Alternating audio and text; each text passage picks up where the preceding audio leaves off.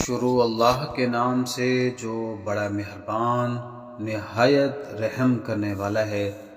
انگنت درود و سلام حضور سرور کونین صلی اللہ علیہ وسلم کی ذات اقدس پر۔ السلام علیکم ورحمۃ اللہ وبرکاتہ۔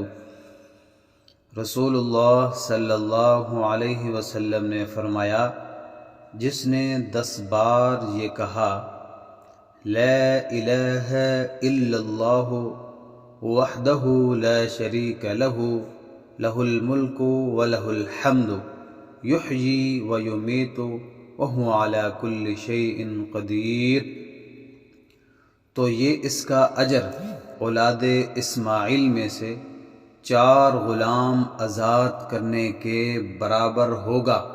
یہ جامع ترمذی کی حدیث ہے، حوالہ بھی موجود ہے۔